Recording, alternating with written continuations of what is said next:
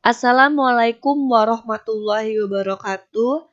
Saya Elistiana dari Program Studi Agri Bisnis Pangan semester 6 akan menjawab pertanyaan pertemuan minggu ke-11 dengan mata kuliah Ekonomi Sumber Daya Pertanian dan judul yang saya akan presentasikan yaitu hak kepemilikan dan eksternalitas.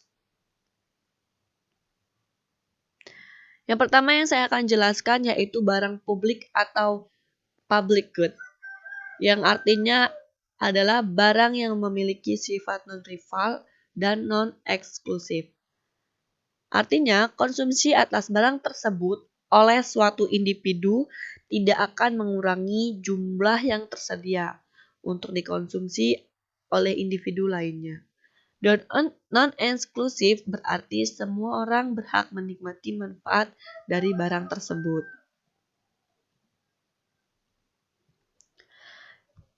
Contoh barang publik yaitu di sini saya mencontohkan ada 4.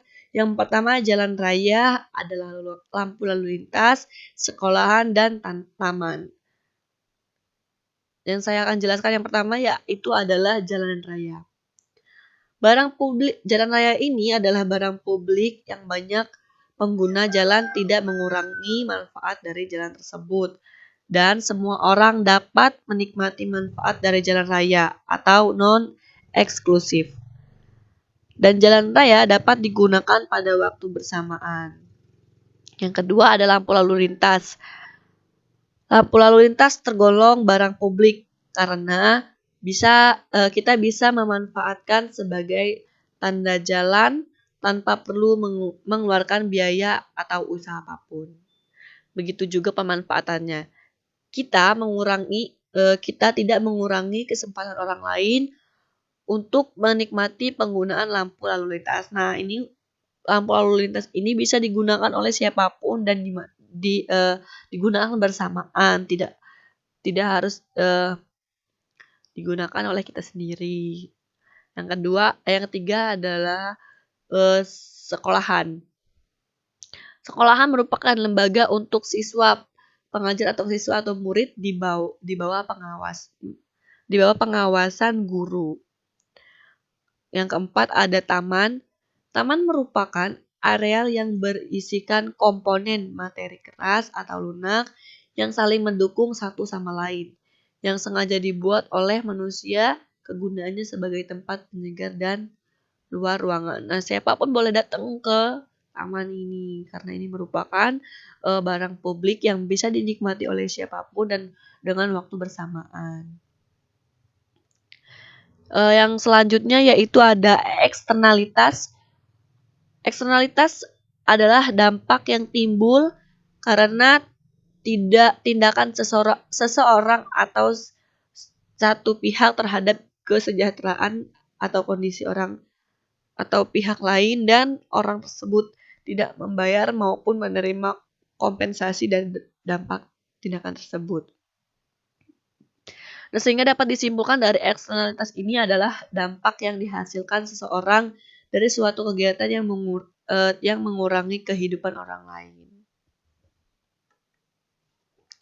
Nah, di sini ada identitas jenis, eksternalitas, dan cara penanggulangan pada penggilingan padi. Yang pertama itu ada bekato atau rich bran. Bekato atau rich bran ini adalah lapisan terluar dari beras yang terlepas saat proses penggilingan padi atau hasil samping penggilingan padi yang terdiri dari lapisan aleoron, endosperm, dan germ. Bekatul memiliki warna krem kecoklatan dengan aroma sama seperti beras. Sebenarnya kalau bekatul ini nih yang kalau orang menggiling itu kan ada skam. Nanti saya akan menjelaskan skam. Nah, skam itu kan yang kasar, ada juga bekatulnya yang halus. Kalau untuk cara penanggulangannya adalah dapat digunakan sebagai pakan ternak dan bahan pangan bagi manusia. Nah, kalau bekatul ini menurut saya bisa untuk pakan ternak karena si bekatul ini masih ada mengandung beras-beras kayak bulir-bulir kecil beras gitu, makanya bisa digunakan untuk pakan ternak. Kalau untuk manusia, saya kurang mengetahui. Nah, selanjutnya yaitu ada sekam mentah. Sekam mentah itu yang saya bilang tadi, sekam mentah adalah luaran yang kasar dari si gabah. Nah, untuk penanggulangan limbah dari sekam mentah ini adalah sebagai media tanam. Kelebihan sekam adalah menentukan sekam mentah adalah sebagai media tanam, yaitu mudah mengikat air, tidak mudah lapuk, merupakan sumber kalium yang dibutuhkan tanaman, dan tidak mudah mengumpal atau memadat sehingga akar tanam dapat tumbuh dengan sempurna. Nah, untuk sekam mentah ini biasanya digunakan untuk kayak kalau di polybag tuh isinya gitu. Ini digunakan untuk media tanam. Yang selanjutnya yaitu ada sekam bakar atau abu bakar. Kalau untuk sekam bakar ini kayak tadi tuh sekam mentah itu dibakar dan menjadi abu. Nah, cara penanggulangannya limbah dari sekam bakar adalah sebagai media tanam, memiliki fungsi mengikat logam berat. Selain itu, sekam berfungsi untuk menggemburkan tanah sehingga bisa mempermudah akar atau penyerap unsur hara di dalamnya. Nah, sekam ini bisa ini menggemburkan, berarti itu dia bisa menjadi seperti pupuk.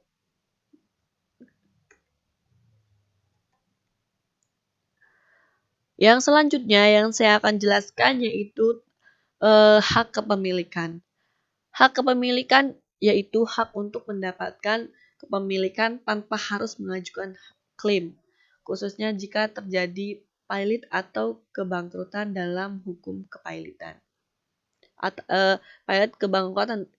Kebangkrutan dalam hukum kepailitan.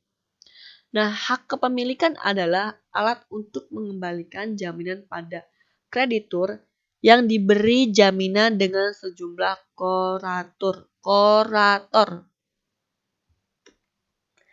Nah, di sini ada contoh dari hak kepemilikan. Contohnya di sini yaitu hak kepemilikan tanah. Status kepemilikan tanah menjadi bukti tertulis yang mendapat pengakuan hukum. Keseluruhan hak atas tanah dibutuhkan dalam bentuk sertifikat yang dikeluarkan oleh BPN atau Badan Pertahanan Nasional. BPN mengeluarkan duplikat kepemilikan tanah untuk mencegah risiko di kemudian hari seperti sertifikat hilang, terbakar maupun sertifikat ganda. Nah, untuk penduplikatan tanah ini sangat berfungsi sekali jika terjadi hal yang tidak diinginkan seperti kebakaran atau hilang. Nah, itu tadi yang bisa saya sampaikan, kurang lebihnya saya mohon maaf. Saya akhiri, wassalamualaikum warahmatullahi wabarakatuh.